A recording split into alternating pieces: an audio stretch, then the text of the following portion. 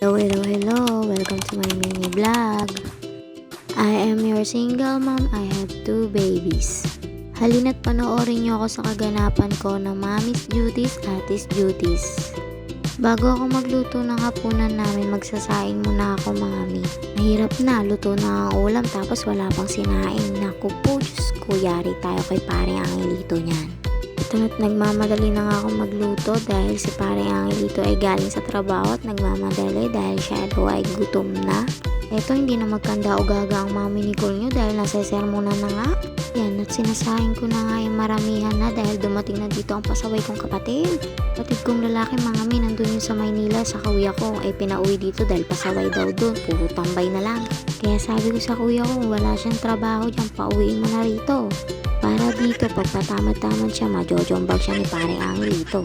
Totoo lang, mga mi, kaya siya nandun sa kuya ko para maghanap ng trabaho. Kaso pahirapan na daw po maghanap ng trabaho doon, puro tatawagan na lang. Ang ending, eto, bumalik dito sa Bulacan para masabay-bayan siya ng papa ko, hindi doon, puro tambay na lang daw ang ginagawa. Bibisit na daw po ang kuya ko sa kanya, hindi na daw po masabihan. And mami, nagsalang na nga ako ng sinaing, sunod gagawin ko na itong ulam namin. Una ko munang ginawa itong malunggay, himay ko lang. Kasi itong supot-supot na kalabasa at sitaw. Mahal lang ang gulay ngayon, dati 20 lang yan, ngayon 30 na. Kasi hindi pa kompleto yung gulay na pakbit. Kaya yan, sitaw at kalabasa lang. Bili din ako ng isang taling malunggay. Lagang 10 piso naman po yun. Katapos ayan, nagiwan ako ng bawang at sibuyas. Katapos sinunod ko na rin tong hugasang yung giniling na baboy. Halagang 50 pesos lang po yan. Di pa nakisama tong tubig namin. Ready ko na rin tong kawali para makapag-umpisa magluto na dahil gutom na daw talaga si paring Angelito. Una ko muna nilagay itong mantika sa nagiinit na kawali. Pagkatapos ko nilagyan ng mantika, sinunod ko na itong ilagay itong bawang. Then yung sibuyas at hinahalo ko lang yan. Luto na yung bawang at sibuyas, ilagay ko naman din dyan yung giniling na baboy. Halo-halo lang hanggang sa maluto na sila. So sa isang tabi, nugasan ko na yung mga gulay.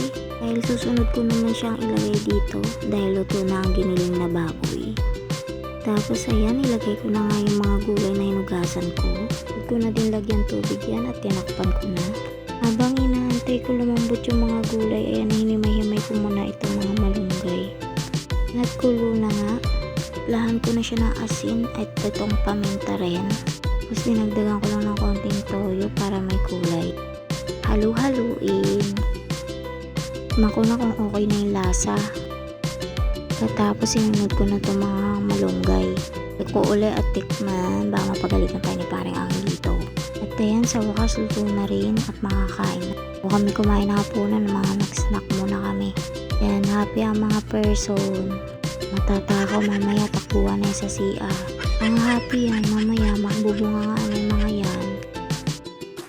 Fast forward. Ayan, maghuhugas na ako tapos na kami kumain ng hapunan. Nakaligo na rin ako sa wakas.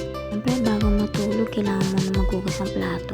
Para pagkagising mo, maganda ang gising mo.